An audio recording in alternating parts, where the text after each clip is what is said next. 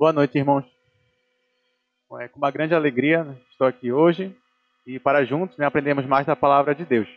A minha oração é que Deus possa nos abençoar esta noite, que possa nos ensinar cada vez mais e que possamos ser transformados pelo poder da sua palavra.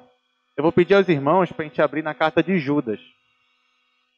Essa carta tão pequena, mas traz ensinamentos tão preciosos para as nossas vidas. Irmãos, da última vez que eu estive aqui passando o estudo, a gente leu essa epístola do versículo 1 até o versículo 13.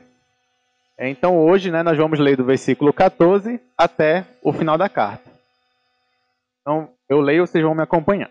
Diz assim: Quanto a estes, foi que também profetizou Enoque, o sétimo depois de Adão, dizendo: Eis que veio o Senhor entre suas santas miríades, para exercer juízo contra todos e para fazer convictos todos os ímpios acerca de todas as obras ímpias que impiamente praticaram e acerca de todas as palavras insolentes que ímpios pecadores proferiram contra ele. Os tais são murmuradores, são descontentes, andando segundo as suas paixões. A sua boca vive propalando grandes arrogâncias, são aduladores dos outros por motivos interesseiros. Vós, porém, amados, lembrai-vos das palavras anteriormente proferidas pelos apóstolos de nosso Senhor Jesus Cristo, os quais vos diziam: no último tempo haverá escarnecedores, andando segundo as suas ímpias paixões. São esses os que promovem divisões sensuais, e não têm o Espírito. Vós, porém, amados, edificando-vos na vossa fé santíssima, orando no Espírito Santo, guardai-vos no amor de Deus, esperando a misericórdia de nosso Senhor Jesus Cristo para a vida eterna. E compadecei-vos de alguns que estão na dúvida. Salvai-os, arrebatando-os do fogo. Quanto a outros, sede também compassivos em temor, detestando até a roupa contaminada pela carne. Ora, aquele que é poderoso para vos guardar de tropeços e para vos apresentar com exultação, imaculados diante da sua glória.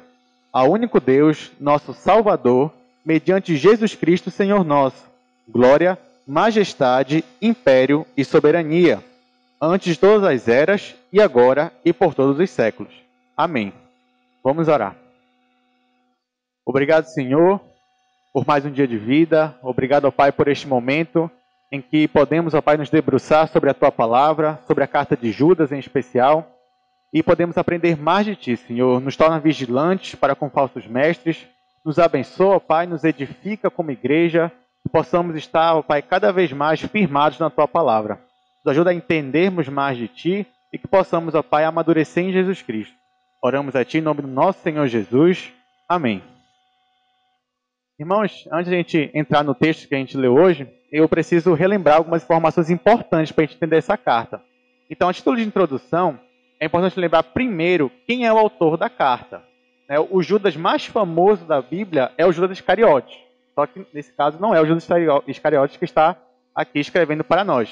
Esse Judas aqui da carta, ele se apresenta como irmão de Tiago e Senhor de Jesus Cristo, já no versículo 1.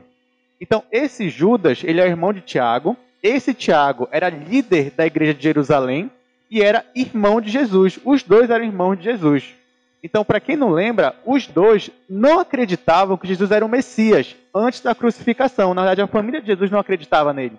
Mas depois da crucificação, depois da ressurreição, eles se converteram e se tornaram instrumentos nas mãos de Deus. Instrumentos tão importantes que deixaram esse legado para nós, para a igreja de Cristo. São as cartas deles, com esses ensinamentos.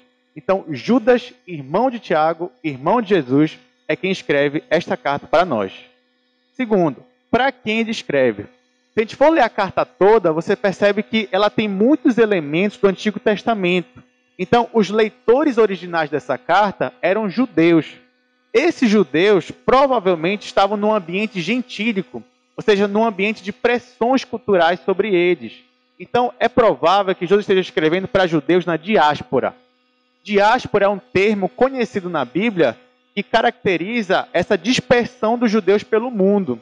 Então, ao longo da história, os judeus eles foram perseguidos não só uma vez, nem duas, nem três. Existem momentos na história da humanidade que os judeus foram perseguidos. Um deles é quando a Babilônia invadiu Jerusalém, derrotou o Reino do Sul e levou eles cativos, que a gente conhece muito bem pela Bíblia. Outro momento em que eles tiveram que se dispersar foi quando o imperador Nero, de Roma, ele começou a perseguir os cristãos. Então os judeus tiveram que sair de Israel, tiveram que sair de Jerusalém e se espalharam pelo mundo. Toda vez que isso acontecia, a gente dizia que esses judeus estavam na diáspora. Então esses eram os leitores originais da carta. Terceiro lugar, por que Judas escreveu essa carta? Ele chega a comentar aqui nela mesmo, no início da carta. Ele diz, na verdade, que ele começou a escrever uma outra carta. Ele não chegou a terminar. E essa outra carta era sobre a fé cristã, a fé em comum da igreja. Então, provavelmente, seria algo sobre fé e obras, porque era um assunto muito comum nessa época. Tanto que Paulo fala sobre isso, Tiago fala sobre isso. Só que Judas falou que quando ele soube, ele teve uma notícia tão urgente, que ele abandonou essa primeira carta que ele estava escrevendo e passou a escrever essa carta que está aqui para nós hoje em dia. Mas que informação que ele teve, que notícia que ele teve, que foi tão urgente a ponto dele abandonar a primeira carta? A notícia que ele teve é que algumas pessoas estavam se introduzindo na igreja cristã, se dizendo mestres, se dizendo pessoas que estavam tendo revelações vindas de Deus e faziam uma nova interpretação da cruz de Cristo. Essas pessoas, esses falsos mestres, eram os famosos libertinos. Por que eles tinham esse nome? Porque eles chegavam para os irmãos e diziam assim: irmãos, a graça de Cristo é tão imensa, é tão grande, que a gente pode fazer o que a gente quiser das nossas vidas. A gente pode se entregar a toda e qualquer imoralidade sexual, porque o sangue de Jesus vai nos perdoar. Nós podemos viver uma vida como a gente quer. Então, perceba a artimanha deles, perceba como esse discurso deles era corrosivo, era perigoso para a igreja. Mas ainda assim, como eles eram astutos, né, eram pessoas que se diziam ter revelações, então aos poucos eles foram tendo espaço na igreja cristã, a ponto de algumas pessoas realmente caírem na heresia deles e passarem a praticar aquilo que eles praticavam. Então perceba a urgência, por isso que Judas ele escreve essa carta, para que a igreja possa combater esses falsos mestres e a heresia que eles estavam propalando, que estavam distribuindo lá pela igreja cristã. Então, agora que a gente sabe de tudo isso, a gente vai para o nosso texto de hoje. Então, a partir do versículo 14, a gente vai para a primeira parte do texto, que é do verso 14 até o verso 16. Nessa primeira parte, Judas vai começar a descrever o caráter desses falsos mestres, né? E como que eles agiam. Então, vamos entender melhor. Diz assim o versículo 14. Quanto a estes, óbvio que estes aqui são os falsos mestres. Tanto que se a gente fosse ler uns versículos um pouco antes, Judas fala dos falsos mestres como rochas submersas, nuvens sem água, estrelas errantes. Então ele dá várias características para mostrar o quanto que esses falsos mestres eram sem profundidade e o quanto que eles eram perigosos. Agora ele vai dizer aqui, ó, quanto a estes, foi que também profetizou Enoque, o sétimo depois de Adão. Então agora Judas vai dizer que essas pessoas que estavam invadindo a igreja, né, para o mal, elas desde muito tempo já tinham se falado sobre essas pessoas. E quem falou sobre elas foi Enoque. Enoque, o sétimo depois de Adão. Então esse Enoque que ele está falando é o Enoque lá de Gênesis. O Enoque a gente já conhece muito bem. Ele diz que é o sétimo depois de Adão, porque se você for ler lá em Gênesis 5, que está a genealogia de Adão, se você for contar lá a ordem, o Enoque é o sétimo. Então aqui não tem dúvidas. Esse Enoque aqui, que ele traz a profecia, é o Enoque lá do Antigo Testamento, é o Enoque de Gênesis. Pouca coisa nós sabemos sobre Enoque. Primeiro, o que diz Gênesis? Que Enoque andou com Deus. E Deus se agradou dele e o tomou para si. Então nós sabemos pouco, mas o suficiente para nos inspirar. A gente sabe que Enoque andou com Deus, ele teve fé em Deus, a ponto de ele ser transladado. Então ele e Elias foram os únicos que foram transladados, pelo menos que a gente tem notícia aqui na Bíblia.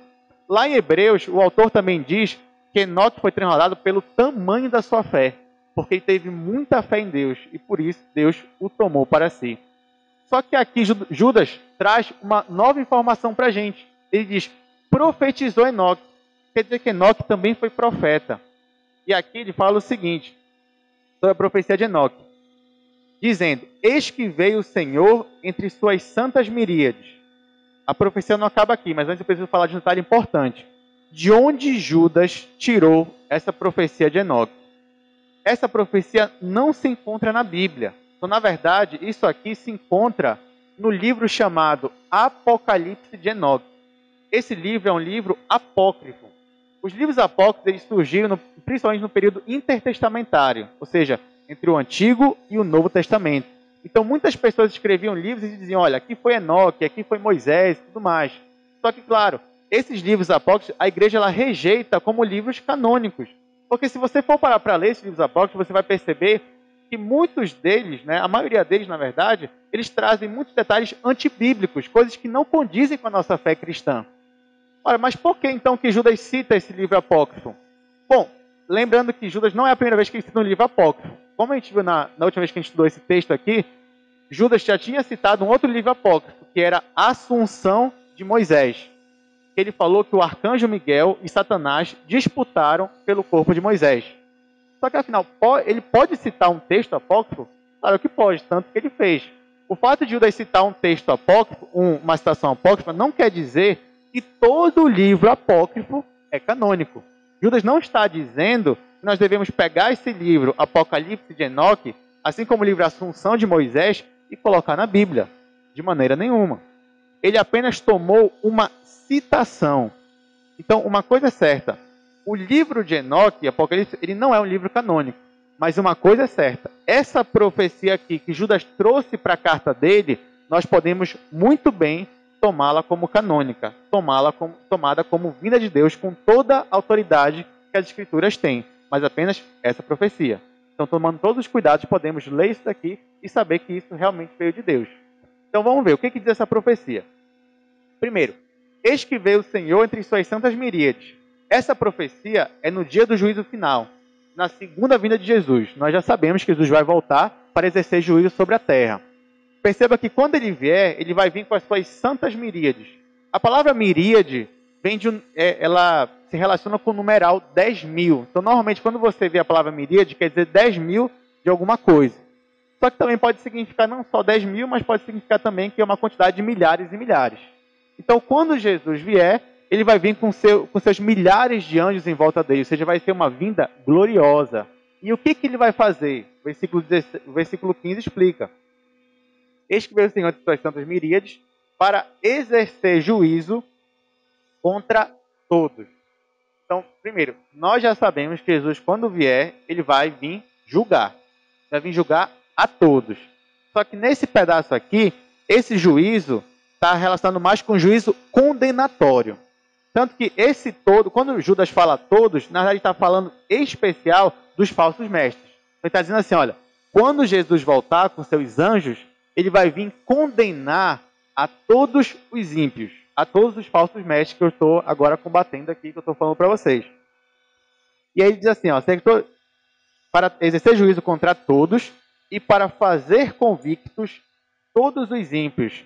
A palavra no original fazer convictos quer dizer trazer à tona, quer dizer expor. Quer dizer que quando Jesus vier, ele vai convencer os ímpios dos pecados deles. Só que esse convencimento, no dia do juízo, no dia do julgamento, já não é mais um convencimento como se estivesse dando uma nova oportunidade para o ímpio se arrepender. Porque o tempo de se arrepender é agora. O tempo que a gente tem de se arrepender dos nossos pecados é agora. O dia que Jesus voltar na sua segunda vinda, no dia do julgamento, não vai mais ter chance de arrependimento. Ele vai vir já para julgar o que aconteceu até ali. Então, esse convencimento não é para dar uma nova chance, mas sim para silenciar os ímpios. Quer dizer que o dia que Jesus estiver aqui julgando os ímpios, eles vão ser convencidos do pecado deles, eles vão ficar calados. Eles não vão ter nenhuma resposta para dar para Jesus. Eles não vão poder dizer assim, não, mas eu estou certo. Porque a evidência que Jesus vai mostrar, a evidência que Jesus vai dar para eles, o convencimento que Jesus vai dar para eles vai ser tão grande que eles mesmos vão ficar calados diante da exposição de Jesus sobre o pecado deles. E aí diz mais aqui, fazer convicto todos os ímpios acerca de todas as obras ímpias que impiamente praticaram. Então, a primeira coisa que Jesus vai convencer os ímpios é sobre as obras ímpias que eles praticam e de forma ímpia. Então, obras ímpias são aquelas obras mesmo sem piedade, sem temor a Deus. Só que eles fazem isso impiamente. Você pode até pensar que Judas está sendo redundante aqui, mas não. Por quê? Ele está dizendo que quando o ímpio ele pratica uma obra má, quando o ímpio ele peca porque ele quer. Ele peca de forma deliberada. Essa palavra impiamente pode ser traduzida como de forma horrorosa. Então, quando o ímpio ele peca, quando ele transgride a lei, quando ele ofende a Deus, ele faz isso porque ele quer. Ele faz isso com toda a intenção dentro do coração dele. É diferente do cristão. Infelizmente, nós cristãos também pecamos. Mas claro que quando a gente peca, a gente se arrepende. A gente não teve aquele desejo horroroso no nosso coração, na nossa mente, que a gente queria realmente ofender a Deus, que a gente queria se afastar de Deus. Mas com o ímpio é diferente. Quando o ímpio se afasta de Deus, é porque ele não suporta a presença de Deus. Então, por isso que quando Jesus voltar, ele vai convencer o ímpio de que tudo aquilo que ele fez de forma horrorosa, de forma horripilante. Todas as transgressões que ele fez foi realmente para desagradar a Deus. E eles vão saber disso no dia do juízo. E mais, acerca das obras e acerca de todas as palavras insolentes que ímpios pecadores proferiram contra ele. Não só as ações, mas em especial as palavras dos ímpios. Palavras insolentes aqui poderiam ser tomadas como palavras duras, palavras cruéis, palavras desagradáveis. Nós sabemos também que o ímpio, aquele que não tem temor a Deus, ele não só pratica, mas ele diz coisas terríveis contra Deus e contra os cristãos. Nós vemos isso na nossa sociedade, a gente vê isso na mídia. Então é muito comum, da boca do ímpio saem várias palavras insolentes, palavras cruéis contra os homens e contra Deus, acima de tudo. E aqui ele termina a citação de Enoque, a profecia de Enoque, e ele volta a caracterizar esses falsos mestres que estavam invadindo a igreja. Ele diz assim: os tais são murmuradores, são descontentes, andando segundo as suas paixões. Irmãos, a palavra murmurador e a palavra descontente, no original, elas têm um sentido muito próximo. Isso significa alguém que é descontente com a sua própria vida, alguém que não está satisfeito com a sua própria vida. Sabe aquela pessoa que vive reclamando, que não tem gratidão no coração, que fala mal dos homens, que fala mal das pessoas, e que sempre quer algo a mais, vive reclamando? Assim são os ímpios. Infelizmente, nós cristãos, às vezes somos assim. Infelizmente, nós, às vezes, somos também sem gratidão no coração. A gente acaba reclamando muitas vezes, a gente não está satisfeito, às vezes, com a nossa vida. Só que a gente tem que tomar cuidado, porque essas características são as características de ímpios, de pessoas que não têm temor a Deus. Então, nós temos que tomar muito cuidado para a gente não se parecer com os ímpios, não praticar ações que os ímpios praticam, porque é assim que eles são caracterizados aqui por Judas, e eles são os falsos mestres. Além disso, eles também andam segundo as suas paixões. A palavra paixão na Bíblia, ela quer dizer normalmente um desejo impuro. Normalmente se caracteriza por um desejo impuro. E nesse contexto aqui que Judas está falando, é um desejo impuro de conotação sexual. Porque lembra, esses falsos mestres são libertinos. Quer dizer que eles praticam imoralidade sexual e dizem que isso Deus vai perdoar. Eles podem fazer isso porque a graça de Jesus é maior. Então é desse pessoal que a gente está falando aqui, que a carta de Jesus está dizendo. Então, quando ele fala andando segundo as suas paixões, quer dizer que eles mesmos se entregam aos seus desejos carnais. A imoralidade sexual, eles fazem isso porque eles querem, e querem que outras pessoas também façam isso junto com eles. Assim são os ímpios. Ainda diz mais: a sua boca vive propalando grandes arrogâncias.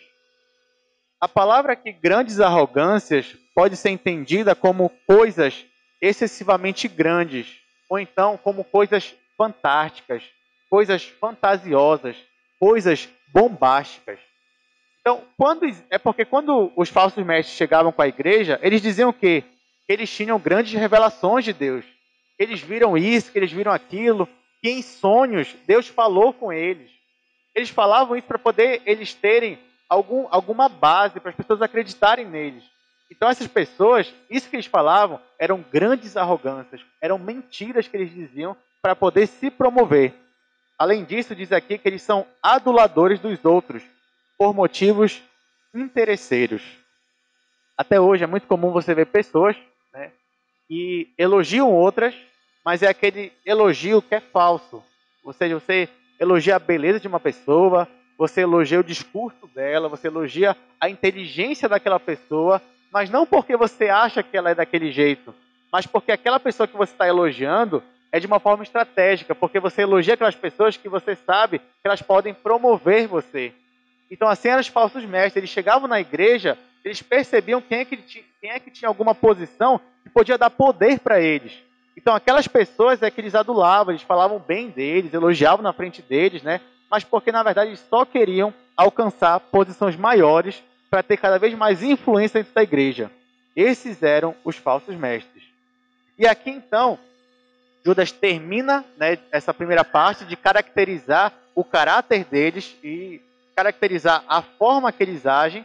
E a partir do versículo 17 até o versículo 23, nós vamos para a nossa segunda parte.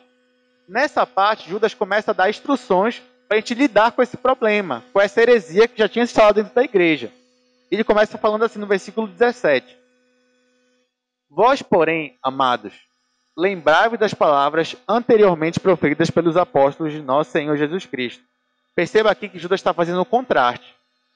Ele começa assim, vós, porém, é como se ele estivesse falando, olha, os ímpios, eles são assim.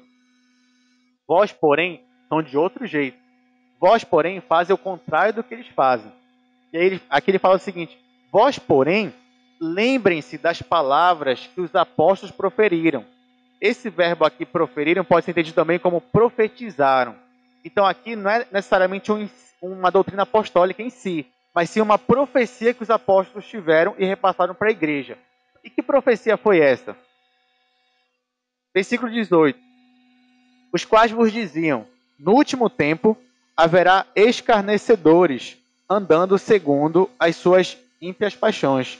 Essa é a profecia. Então, Judas falou de uma profecia antiga, que era a profecia de Enoque, lá no verso 14, e agora ele começa a falar de uma profecia mais atual. Fala assim, olha, se vocês não lembram daquela profecia antiga de Enoque, mas pelo menos lembrem da profecia mais recente. Porque os apóstolos de Jesus, eles já diziam que nos últimos tempos haverá escarnecedores. Então, a palavra escarnecedor é alguém que faz brincadeira por meio de zombaria. É alguém que tira graça com Deus, que tira graça com os homens, que faz chacota da igreja, que faz chacota dos cristãos. Então, os apóstolos mesmo já diziam, nos últimos tempos haverá escarnecedores. Aí você pode pensar, mas último tempo, naquela época já eram os últimos tempos? Bom, a expressão nos últimos tempos ou nos últimos dias, elas estão ligadas mais com o espaço de tempo que vai desde a ressurreição de Jesus até a segunda vinda de Cristo. Então, nós estamos vivendo os últimos dias, assim como Judas e seus leitores também estavam vivendo os últimos dias.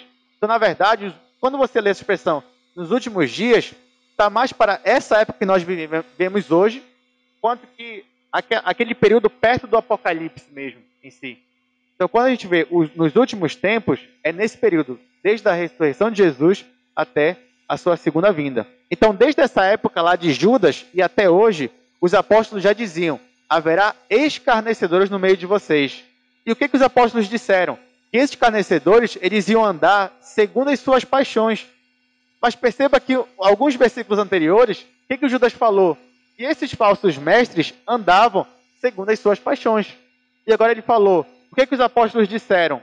Que nos últimos tempos haverá escarnecedores andando segundo as suas paixões. Então, a profecia bate 100% com aqueles falsos mestres que estavam ali diante dele, diante da igreja. Então, Judas está alertando eles, dando uma profecia de Enoque e agora usando uma profecia dos apóstolos, uma profecia mais recente. E aí perceba que ele vai continuar caracterizando mais um pouco os falsos mestres. No versículo 19, ele diz assim, ó, são estes os que promovem divisões sensuais que não têm o espírito. A palavra promover divisão significa aqui no grego como se eles estivessem colocando limites ou estabelecendo horizontes onde não deveriam. Isso é no sentido pejorativo. É como se esses falsos mestres estavam colocando limites que nunca deveriam existir. Como assim? Ora, quando um falso mestre chegava, quando ele se dizia alguém que teve revelação de Deus e começa a dar uma outra interpretação da obra de Cristo, uma outra interpretação para o Evangelho, é claro que aquilo que ele estava pregando era uma heresia. Mas como ele vinha com todo aquele discurso eloquente dele, algumas pessoas acreditavam neles realmente.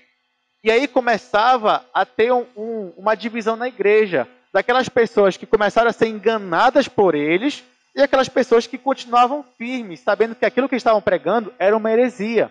Então, esses falsos mestres, toda vez que chega um falso mestre na igreja e ele obtém, de certa forma, um sucesso, perceba que ele sempre causa divisão.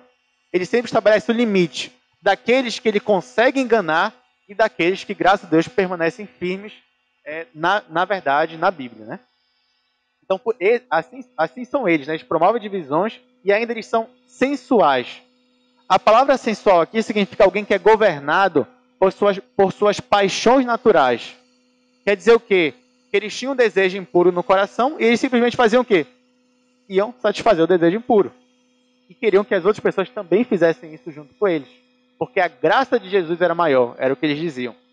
E além disso, Judas diz aqui que eles não têm o Espírito. Ou seja, eles não têm o Espírito Santo dentro deles. Eles não eram cristãos. Eles se diziam cristãos, mas não eram. Essa frase de Judas é importante porque os falsos mestres se passavam por cristãos. E o que eles diziam? Que eles tinham o Espírito Santo dentro deles. E que o Espírito Santo dentro deles revelava as coisas que eles diziam. Então veja bem, Jesus está falando, olha, irmãos, cuidado. Porque esses aí que se dizem ser cristãos e dizem ter o Espírito Santo, na verdade eles não têm o Espírito com eles. Vocês, irmãos, têm o Espírito Santo, mas eles não têm. Então tomem muito cuidado com essas pessoas. E aí no versículo 20, diz assim, ele faz mais um contraste. Lembra? Judas caracteriza os ímpios e depois faz esse contraste. No versículo 20 ele diz assim, vós, porém, amados, edificando-vos na vossa fé santíssima, orando no Espírito Santo, guardai-vos no amor de Deus, esperando a misericórdia de nosso Senhor Jesus Cristo para a vida eterna. Se a gente for ler o grego original, a gente percebe que aqui o verbo principal é guardai-vos no amor de Deus. É como se ele estivesse falando assim, olha, vós, porém, guardai-vos no amor de Deus. E como que eles iam se guardar no amor de Deus? Fazendo aquilo, os outros verbos que ele coloca aqui. Primeiro, o que ele quis dizer com guardai-vos no amor de Deus? Esse amor de Deus não é só o amor criacional, o amor que Deus tem pela sua criatura, mas aqui esse amor de Deus é principalmente o amor salvífico. Então a gente sabe que Deus nos amou tanto que o que foi que ele fez? Ele deu seu Filho para morrer no nosso lugar. E todo aquele que crê em Cristo tem a vida eterna, porque ele ressuscitou, ele está mais vivo do que nunca. Então, perceba que guardar no amor de Deus é guardar nesse amor, no amor que ele teve por nós, de enviar o seu Filho para morrer por nós. Em outras palavras, guardar no amor de Deus é permanecer firme no Evangelho de Cristo. Então, para você não ser enganado, o que você deve fazer? O que nós, como igreja, devemos fazer? Devemos permanecer firmes no Evangelho de Jesus Cristo. E como nós podemos fazer isso? Aqui ele dá 3 maneiras de como a gente deve se guardar no amor de Deus no Evangelho de Cristo. O primeiro verbo que ele usa aqui é o edificar. Então ele fala assim, ó, edificando-vos na vossa fé santíssima. É muito comum na Bíblia, não só Judas, mas também Pedro, ele usa essa analogia, essa metáfora de que a igreja ela é um edifício, é como se fosse um prédio. Só que, como essa analogia diz, esse prédio ainda não está pronto, ainda não está totalmente pronto. Talvez esse prédio precisa se edificar continuamente, para que ele não caia, para que ele permaneça firme, ele precisa estar em constante edificação. Então essa edificação aqui é onde? É na fé santíssima, como diz aqui. E que fé é essa? É aquela fé que Judas já falou na carta dele. É o conjunto de verdades que o cristão precisa crer, ou que uma pessoa precisa crer para ter a vida eterna. E qual é esse conjunto? Ora, que Cristo morreu por nós na cruz para pagar o preço pelos nossos pecados. Todo aquele que crê nisso tem a vida eterna. Então, nós devemos nos edificar nessa fé. Então, sempre, continuamente, nós devemos nos relembrar da cruz de Cristo e da obra que ele fez por nós. Fazendo isso, nós vamos conseguir nos guardar no amor de Deus. Mas não é só isso. Ele diz outro verbo aqui. Orando no Espírito Santo. A expressão orar no Espírito Santo, no original, significa que você está orando debaixo da supervisão do Espírito Santo. Quer dizer que você está orando, mas quem está guiando a sua oração não é você, é o Espírito Santo. Isso é um contraste com aquela oração que é guiada somente pela mente humana corrompida. Então a própria Bíblia diz que é o Espírito Santo que intercede por nós nas nossas orações. Então nós devemos orar no Espírito Santo, ou seja, orar sob a supervisão do Espírito Santo que habita em nós. Enquanto que esses falsos mestres, eles sabiam orar, mas eles não oravam no Espírito Santo. Eles oravam de acordo com a mente carnal, com a mente corrupta que eles tinham. Porque como Judas falou aqui, eles não têm o Espírito Santo dentro deles. Então a oração deles era uma oração desagradável para Deus, era uma oração falsa. Enquanto que vós, porém, ou seja, nós, porém, devemos orar no Espírito Santo, para nos guardar no amor de Deus. E aqui ele fala um terceiro verbo agora que nós devemos fazer para nos guardar. Diz assim, terceiro verbo: esperando a misericórdia de nosso Senhor Jesus Cristo para a vida eterna. Então, esse verbo esperar tem uma conotação positiva, uma conotação favorável. Quer dizer que você está esperando alguma coisa que de fato vai acontecer. Você está esperançoso por uma coisa que vai acontecer. Esperando o quê? A misericórdia de Jesus Cristo. Então, o que nós hoje esperamos? Nós esperamos hoje que Jesus vai voltar. E a sua vinda gloriosa para julgar vivos e mortos é que vai nos trazer vida nova, uma vida eterna com Cristo. Onde nós não vamos ter mais o pecado dentro de nós. Nós não vamos mais ter uma mente carnal e corrompida, não, pelo contrário. Nós vamos ter uma mente e um corpo glorificado por Deus, para viver eternamente com Deus. Mas porque nós merecemos? Óbvio que não. Se Deus vai fazer isso conosco, e Ele vai fazer, é pela misericórdia dEle. Misericórdia é quando Deus olha para nós e nos trata de um jeito que nós não merecemos. E é o que Ele faz, Ele nos trata com amor. Então, como é que a gente nos guarda no amor de Deus? Esperando na misericórdia de Jesus Cristo para a vida eterna. Esperando que um dia Jesus vai voltar para nos levar para o céu, para uma vida nova, uma vida eterna com Ele, com Deus, para nós vivermos eternamente com Ele.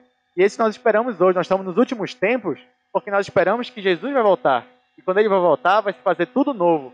Não só novo céu, nova terra, mas também em nós. Nós seremos novas criaturas, com corpo novo, corpo glorificado. E é assim que nós devemos fazer, é nisso que nós devemos esperar para nos guardar no amor de Deus. Então esses são os três verbos. Nós devemos nos edificar na fé santíssima, nós devemos orar no Espírito Santo, e nós devemos também esperar na misericórdia do nosso Senhor Jesus Cristo. Perceba um detalhe importante aqui. Nesses dois versículos, Judas faz uma composição trinitária. Como assim? Nesses dois versículos você encontra Deus Pai, Deus Filho, Deus Espírito Santo. Ou seja, nós devemos nos guardar no amor do Pai, como? Orando no Espírito Santo, esperando a misericórdia de Jesus Cristo. Você tem aí o Pai, o Filho e o Espírito Santo, como os dois colocam aqui para nós.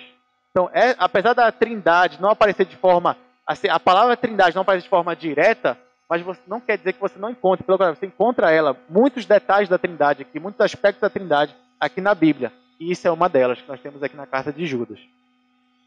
Continuando, irmãos, o versículo 22 e o versículo 23, Judas vai dar algumas orientações, que, como a gente falou anteriormente, quando os falsos mestres vieram e obtiveram certo êxito, eles causaram uma divisão na igreja. Então você tinha aquelas pessoas que foram atingidas pela heresia, você tinha aquelas pessoas que permaneceram firmes na fé. Agora Judas vai se dirigir para aquelas pessoas que permaneceram firmes e vai dizer para elas como elas devem tratar aqueles irmãos que estavam sendo enganados pelos falsos mestres. E aqui ele vai dar 3 orientações. Então, versículo 22 e 23 diz assim: compadecei-vos de alguns que estão na dúvida, salvai-os, arrebatando-os do fogo. Quanto a outros, sede também compassivos, em temor, detestando até a roupa contaminada pela carne. Esses 2 versículos eles compõem uma das partes mais difíceis, assim, em termos textuais, de tradução. Porque nessa parte aqui, se a gente for ler, a gente pode pensar que Judas está dizendo de 2 grupos distintos. Só que o grego, ele dá vazão para ter tanto 2 quanto para 3 grupos distintos que Judas está se referindo aqui. Só que os teólogos, eles acreditam que Judas aqui está se referindo a 3 grupos. Não 2, mas sim 3. Por quê? Porque Judas ele fala muito por tríades. Se você for perceber, ele sempre dá 3 pontos, 3 fatores. E aqui não é diferente. Então, tanto que a tradução da NVI, se você for pegar uma Bíblia NVI, você traz melhor essa ideia de que são 3 grupos. Lá diz assim, tenham compaixão daqueles que duvidam. Esse é o primeiro grupo. A outros, salvem, arrebatando-os do fogo. Segundo grupo. A outros ainda, mostrem misericórdia com temor. Terceiro grupo. Então nós entendemos aqui que nessa parte, Judas está se referindo a 3 grupos. São 3 grupos de pessoas que estão sendo enganadas pelos falsos mestres. Vamos analisar o que orientações ele nos dá para esses 3 grupos. Primeiro grupo, diz assim: e compadecei-vos de alguns que estão na dúvida. Então, o primeiro grupo eram de cristãos que não estavam se envolvendo com aquela heresia, com aquela libertinagem, com aquela imoralidade sexual, mas estavam na dúvida. Estavam na dúvida se aquilo realmente estava certo ou estava errado. Aquilo que os falsos mestres diziam, será que é correto mesmo? Então, era uma dúvida sincera. Eles realmente ouviam aquilo e estavam querendo saber se aquilo era certo ou era errado. Então, para aqueles que estavam firmes na fé, o que eles deveriam fazer com essas pessoas? Deviam ter compaixão delas. Por que é importante Judas falar que a gente deve ter compaixão dessas pessoas? Porque muitas vezes, se alguém chegar com você com uma dúvida assim, meio, digamos, uma dúvida que pode ser uma heresia, né? Olha, eu ouvi falar sobre isso, será que está certo, será que está errado? Algumas vezes nós nos estressamos com essa pessoa. Como se estivesse falando assim, como é que você pode acreditar nisso? E se estressa de verdade. E às vezes até a igreja quer expulsar aquela pessoa, sendo que ela só está na dúvida, ela ainda não se envolveu com aquele pecado, com aquela heresia. Então Jesus está dizendo assim, olha, com essas pessoas que têm uma dúvida sincera, tenham compaixão delas. Então qual é o certo? Você deve chegar com a pessoa e explicar para elas que aquilo é errado, que aquela libertinagem toda é errada e que ela não tem base bíblica. Então, com esse primeiro grupo que ainda não se envolveu, mas que está na dúvida, nós devemos ter compaixão e explicar para eles por que aquilo é uma heresia, por que aquilo é errado, por que aquilo pode levar a uma apostasia futuramente. Por isso que a gente deve ter muito cuidado com aquilo. Esse é o primeiro grupo. Então perceba que Judas tem muita esperança nesses grupos, que eles realmente percebam que aquilo é um erro e voltem a estar firmes na fé cristã. Segundo grupo. Segundo grupo, ele diz assim, ó: salvai-os, arrebatando-os do fogo. Esse é o segundo grupo. Então, quando Judas fala assim, arrebatando-os do fogo, ele está dizendo assim, ó: a outros vocês devem salvar do fogo eterno. Esse segundo grupo aqui era um grupo que estava em um perigo maior. Porque Judas dá a entender que esse segundo grupo de pessoas eram cristãos que não só estavam na dúvida, mas que já tinham começado a se envolver com os falsos mestres e com a heresia que eles estavam propagando ali na igreja. Então, esse segundo grupo estava num perigo maior. Tanto que Jesus fala, olha, Judas fala assim, esse grupo aí se deve arrebatar do fogo. A palavra arrebatar é como se você estivesse tirando alguém, você estivesse segurando alguém firmemente e arrancando aí do lugar que ele está. Então, você deve tirar ele daquele lugar que ele estava e assim você vai salvar eles do fogo eterno. É claro que nós cristãos não salvamos ninguém. A salvação, ela vem de Deus, não de nós. E é claro que Judas sabe disso.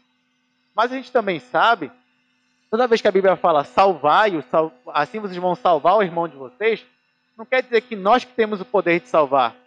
Mas nós sabemos que muitas vezes Deus usa os homens como instrumentos de evangelismo, como instrumentos de repreensão, e assim outras pessoas são salvas, mas por meio de nós. Então é claro, para alguém ser salvo, ele tem que crer em Jesus. Mas para alguém crer em Jesus, alguém tem que falar para ele de Cristo. Então Deus nos usa como instrumentos de salvação. Então nós não salvamos, é Deus que salva, mas nós somos instrumentos deles. E a gente pensa que a gente vai salvar o irmão só pregando o evangelho para ele. Mas nesse caso aqui, eram pessoas que conheciam o evangelho. E como é que você consegue salvá-los do fogo eterno? Simples, você deve chegar com eles e admoestá-los, repreendê-los, alertá-los, falando, meu irmão, tome muito cuidado, porque nisso que você já se envolveu, isso é uma heresia, isso é um pecado, isso traz condenação eterna. Então não faça mais isso, lá se arrependa dos seus pecados e volte para uma vida firme em Cristo. Então se você faz isso, se você tem essa repreensão, se você tem essa firmeza com seu irmão, você consegue arrebatá-lo, arrancá-lo daquele caminho de perdição e colocá-lo no caminho da salvação de Jesus novamente. Claro que uma vez que nós somos salvos para sempre. Judas não está dizendo que você pode perder a salvação. Aqueles que realmente se perdem são aqueles que nunca foram salvos de verdade. Enquanto que aqueles que até o final são salvos, aqueles que até o final pareciam que iam tropeçar, ou que os pés estavam já resvalando, escorregando, mas se salvaram, é porque desde sempre eles eram cristãos. E o fato de eles se salvarem não vem deles, mas vem do próprio Deus, que os guardou. Então, esse é o segundo grupo. Mas ainda tem um terceiro grupo. E perceba que o perigo está cada vez maior. Você tinha o primeiro grupo era aqueles que estavam na dúvida, só na dúvida, mas não se envolveram. O segundo grupo é aqueles que já tinham se envolvido em parte, estavam começando a se envolver. Agora nós temos um terceiro grupo. Diz assim para o terceiro grupo: quanto a outros, sede também compassivos, em temor, detestando até a roupa contaminada pela carne. A expressão roupa contaminada pela carne mostra que esses irmãos já tinham se contaminado com essa heresia de forma intensa. Quer dizer que eles não estavam só na dúvida, eles não tinham apenas iniciado a se envolver com a heresia, mas eles já estavam se envolvendo de forma profunda, de forma intensa com essa heresia. Então é provável, por essa expressão aqui, roupa contaminada pela carne, que eles já estavam participando das imoralidades sexuais que os falsos mestres promoviam. Se a gente for lembrar do estudo passado, dos versículos anteriores, lembra que Judas dizia que esses falsos mestres eles estavam sem recato, sem pudor nas festas de fraternidade dos cristãos. É como se nas festas de fraternidade da igreja já estava talvez rolando imoralidade sexual por causa dessa heresia que estava sendo propagada. Então talvez esse terceiro grupo aqui sejam pessoas que já estavam fazendo isso até nas festas de fraternidade. Então eram pessoas que a roupa estava contaminada. Perceba que esse pecado, a libertinagem, é tão perigosa que ela não contamina só a nossa alma, não só o nosso corpo, mas também até as nossas roupas. É claro que Judas está usando aqui uma figura de linguagem para nos mostrar o quão perigoso e o quão odioso é esse pecado.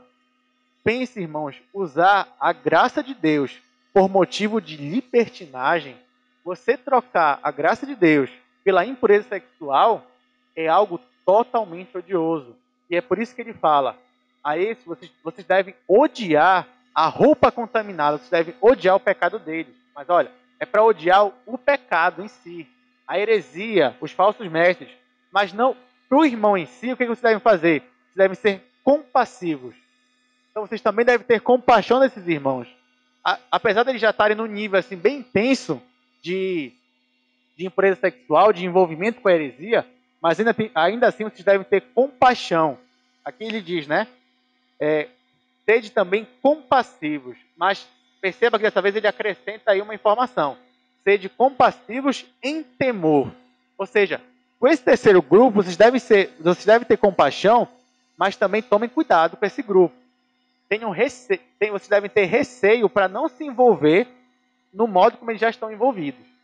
Então, vocês devem ter compaixão desse grupo, mas ao mesmo tempo vocês devem ter receio daquilo que eles fazem, com muito cuidado daquilo que eles fazem, e detestando, odiando o pecado que eles estão praticando. Então aqui, Judas finaliza essa segunda parte, as orientações que ele passa para a igreja. E aqui em especial, como que os cristãos que estavam firmes deveriam lidar com aqueles que já estavam sendo enganados pelos falsos mestres, pelos libertinos. Então são esses três grupos. E assim encerra essa parte. E agora nós vamos para o final da carta, para a última parte. E nesse final da carta de Judas, nós encontramos uma das mais belas doxologias que tem na Bíblia. Se você for ler a sua Bíblia, né, esse título aí, que não é o título original, obviamente, os tradutores colocaram, mas já está aí, ó, a doxologia. Então, doxologia pode ser caracterizada ou definida como uma manifestação de gratidão, de louvor e de adoração a Deus. Onde, nessa expressão de louvor, alguns atributos de Deus eles são destacados. Então, basicamente, uma doxologia é uma adoração a Deus, onde nós destacamos alguns atributos dele. Alguns atributos, né, da grandiosidade que é Deus. Vamos para a terceira parte, então, que é a doxologia. Diz assim: ora, aquele que é poderoso para vos guardar de tropeços e para vos apresentar com exultação, imaculados diante da sua glória. O primeiro atributo que Judas quer destacar na sua doxologia é o poder de Deus. Perceba que ele fala assim, aquele que é poderoso. Só que, em especial, Judas quer destacar que Deus é poderoso para fazer o quê? Para nos guardar. E aqui ele diz, para vos guardar de tropeços. No original, você poderia colocar assim, para vos guardar sem tropeços. Claro que Judas não quer dizer que na nossa vida cristã a gente nunca vai tropeçar, mas ele está dizendo que é como se, no último dia, porque aquele, na doxologia ele tem em mente o último dia também, o dia do julgamento, o dia do juízo final. Ele está dizendo aqui que Deus é poderoso para que no último dia ele nos apresente sem mácula, sem tropeços, purificados diante da sua glória. É nesse sentido que ele está colocando aqui. E aqui ele fala, ele diz que Deus vai nos apresentar com exultação, ou seja, com alegria. Então, no último dia, Deus mesmo vai nos apresentar diante dele com alegria. E por que ele vai estar tão alegre assim? Porque aqui ele diz que nós vamos estar imaculados, ou seja, sem defeito, sem mácula, sem mancha. Nós vamos ser puros. E por que Jesus quer destacar isso aqui? Porque perceba que a heresia que ele está combatendo aqui é a libertinagem. E a libertinagem ela é caracterizada por o quê? Por aquela que traz mancha, por aquela que deixa o corpo impuro. Não só a roupa, não só o corpo, mas também a nossa alma. Então é como se Judas estivesse falando assim, olha, apesar dos falsos mestres pregarem libertinagem, pregarem impurezas, pregarem mácula, pregarem mancha, mas é Deus que vai nos apresentar diante da sua glória sem mácula, nem ruga, nem mancha. Ou seja, imaculado. Mas por quê? Porque ele tem um poder. Porque ele é todo poderoso. E é esse poder que ele tem é que nos vai fazer estarmos diante dele imaculados. A palavra diante aqui, no grego, o termo aqui usado para diante, significa que é você estar na frente de alguém para ser examinado por ele. Então, é como se no dia do juízo nós vamos estar diante de Deus e Deus vai nos examinar. E quem vai nos examinar? A glória de Deus. Essa glória de Deus é a majestade judicial de Deus. É como se no dia do juízo nós vamos passar pelo crivo de Deus, da majestade dele, da glória dele. E nós vamos ser aprovados, porque nós vamos estar imaculados até mesmo diante da glória de Deus. Olha o grande poder de Deus. Porque você pode pensar, mas o que é puro? Pense em alguma coisa pura. Né? Você pode pensar em algo, sei lá, muito limpo, ou algo resplandecente, mas essa pureza que ele está falando aqui vai muito além disso. É uma pureza que até diante da glória de Deus, ela está sem mancha, a pessoa está imaculada. E é assim que nós vamos estar diante de Deus no dia final, onde ele vai julgar e ele vai purificar todas as coisas. E aí ele continua. A sua doxologia diz assim, ao único Deus, nosso Salvador, mediante Jesus Cristo, Senhor nosso. Então aqui ele destaca mais dois atributos de Deus. O primeiro é a unicidade de Deus. Deus é único. Aqui Judas, ele destaca a unicidade de Deus por dois motivos. Primeiro, e mais óbvio, para combater o politeísmo, ou seja, você adorar a deuses falsos, você adorar muitos deuses, porque nós sabemos que só existe um Deus. Isso é um dos princípios básicos da fé cristã. Deus é um só, ele é único. Não tem como você adorar a mais de um Deus, porque só um é verdadeiro. Só que, além disso, Judas coloca que Deus é único, além de combater o politeísmo, mas também para mostrar que aquele Deus que os falsos mestres estavam pregando, porque o que os falsos mestres faziam? Eles estavam pregando um outro evangelho. Estavam pregando, dando uma nova interpretação para a obra de Cristo. Estavam pregando, acima de tudo, estavam pregando um outro Deus, que não é um Deus verdadeiro. Jesus está falando assim, olha, Deus é um só. E esse Deus é aquele da fé cristã. Não é esse Deus que os falsos mestres dizem que adoram. Esse daí é um Deus falso. Um terceiro atributo aqui que Judas coloca, que Judas exalta na sua doxologia, é o fato de Deus ser o nosso Salvador. E aqui, mais uma vez, ele está tendo em mente o último dia, o dia do juízo final. E aqui ele deixa bem claro que Deus é o nosso Salvador mediante Jesus Cristo, que é o nosso Senhor. Então nós sabemos que no último dia, nós só vamos ser apresentados imaculados diante de Deus, porque o mérito não vai ser o nosso. Porque nós não temos mérito para isso. Se a gente fosse se apresentar diante de Deus com os nossos méritos, o que ia acontecer? Nós íamos ficar calados, porque Deus ia nos convencer do nosso pecado, das nossas obras ímpias. Mas, em vez disso, não. Nós vamos aparecer imaculados por causa dos méritos de Jesus Cristo. E é mediante Jesus Cristo é que nós temos a nossa salvação. Não é por nós, é sim por Ele. E é por isso que nós devemos sempre louvar a Deus, nós devemos dar glórias a Deus, porque é Ele que nos salva, mediante Jesus Cristo, nosso Senhor e Salvador. E aqui ele termina a doxologia dizendo assim: então, a esse único Deus, aquele que é poderoso, ele tributa glória, majestade, império e soberania. Olha que beleza. Então, ele destaca aqui, né, a soberania de Deus, a grandeza de Deus. Ele tributa a glória, a majestade, porque ele sabe que Deus é o único que merece tudo isso. É somente a Deus que nós devemos dar honras e glória. E aqui ele diz, para todo sempre. Só que aqui ele diz para todo sempre de uma forma mais intensa. Olha o que ele fala aqui. Glória, majestade, império e soberania, antes de todas as eras, ou seja, na eternidade, antes do presente que nós estamos, e agora, no presente, e por todos os séculos, ou seja, na eternidade anterior, no agora e na eternidade que vai vir. Então perceba que Judas fala esse para sempre da forma mais intensa possível. Então, a Deus, que é nosso Salvador, que é nosso Senhor, aquele que nos guarda, aí nós devemos dar honras e glória, majestade e domínio para todo o sempre, para a eternidade de nós, para o agora e para a eternidade depois de nós. Então perceba que como é que Judas conclui a carta dele.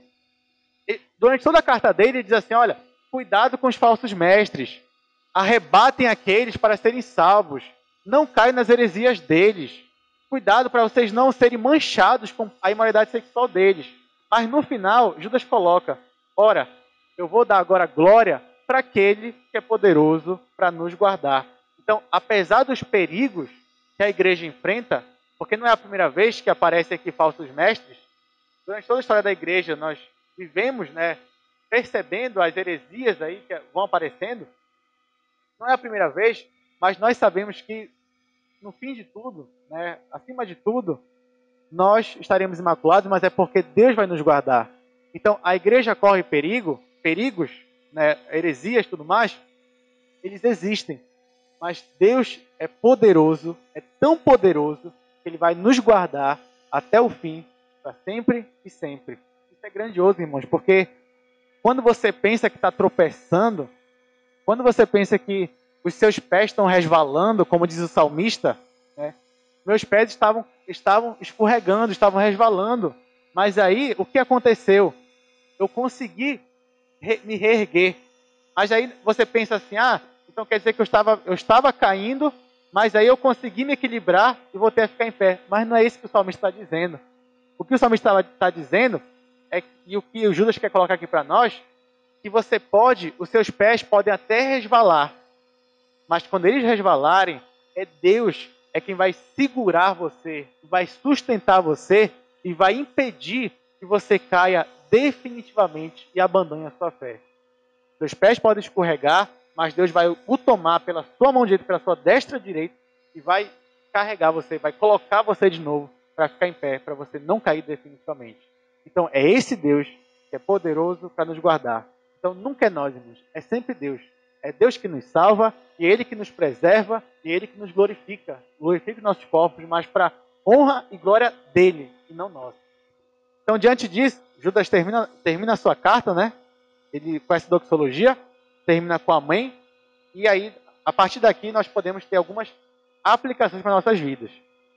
Bom, a primeira aplicação que nós temos para nossas vidas, que nós encontramos aí nos versículos 20 e 21, é que nós devemos nos guardar no amor de Deus, como Judas falou.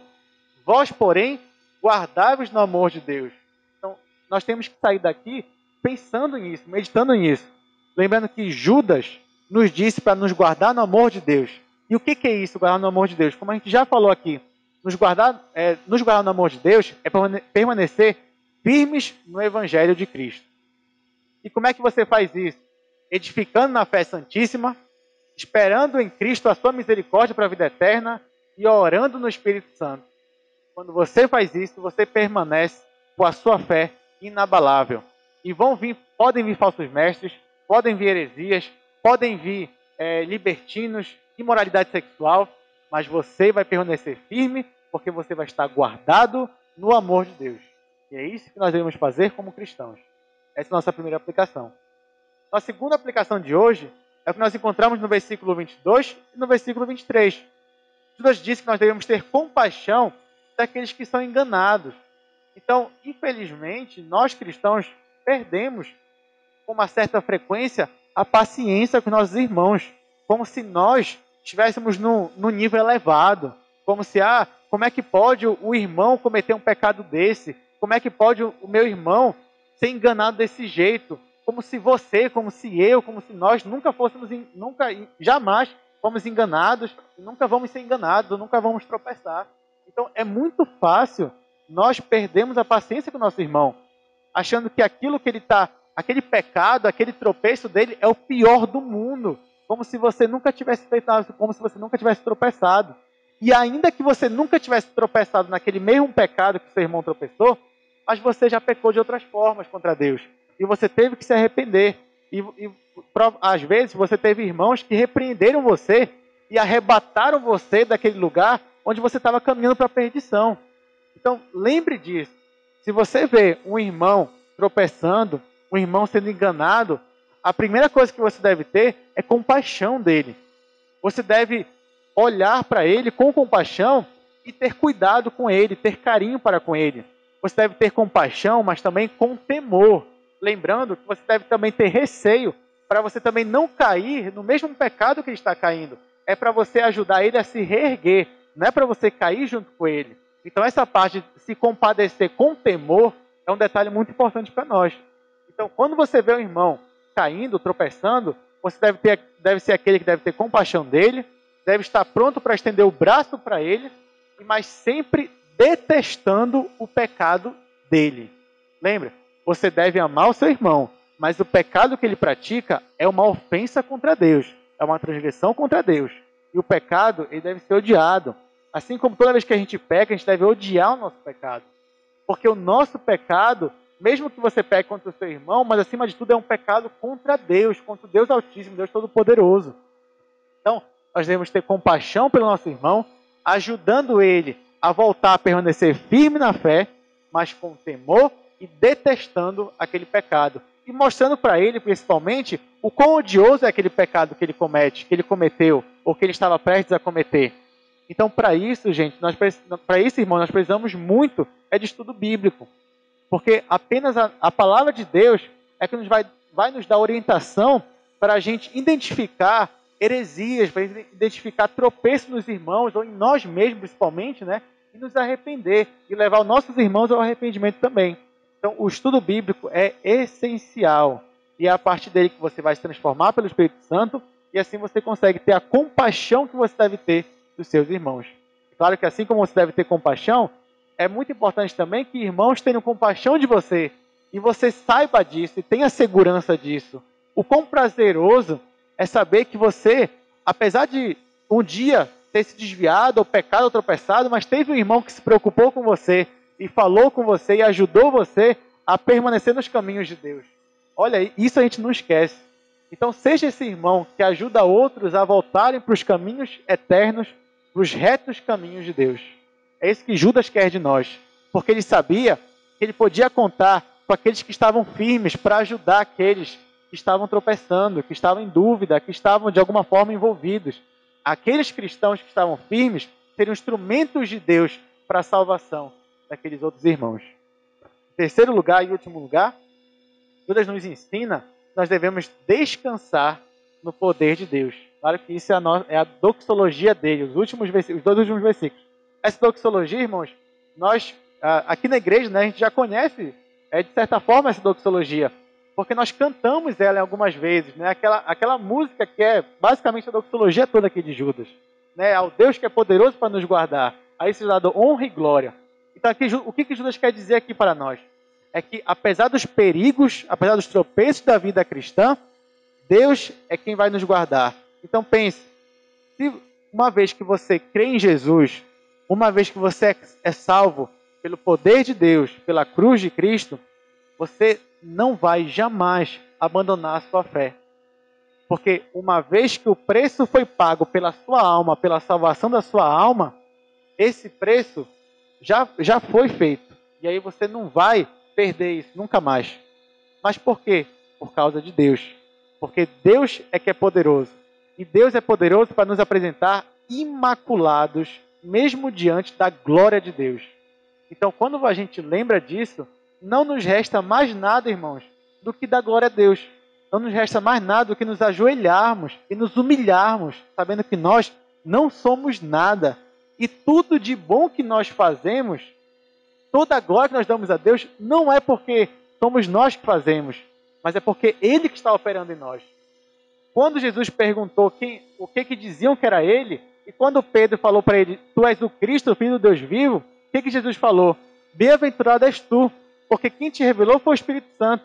Então toda vez que você afirma uma verdade, toda vez que você glorifica a Deus com as suas palavras ou com as suas ações, não é você ali, é o Espírito Santo agindo em você, é o poder de Deus agindo em você. E é nesse poder que nós podemos descansar. Claro, colocar as mãos no arado, sim, trabalhar como se tudo dependesse de nós, mas ao mesmo tempo descansar, sabendo que de fato tudo é Deus, é quem produz em nós, e Deus é quem faz em nós, é quem opera em nós.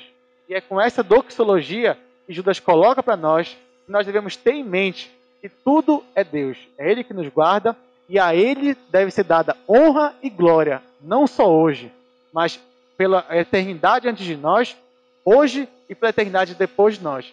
Para todo o sempre Deus deve ser honrado e glorificado. Então vamos orar para a gente encerrar nosso estudo de hoje. Santo e eterno Deus, muito obrigado, Senhor, pela carta do teu servo Judas. Obrigado, ó Pai, porque aprendemos aqui lições tão importantes para a nossa vida cristã. E obrigado, Senhor, muito obrigado, porque estamos firmes hoje, ó Pai, não é por causa de nós. É pelo Teu Espírito Santo, ó Pai, que atua em nós. É pelo Teu grande poder que atua em nós. Possamos, ó Pai, diariamente, por meio de nossas ações, dar honras e glória a Ti. Que possamos adorar o Teu nome, e somente o Teu nome, em tudo que nós façamos, em toda a nossa vida.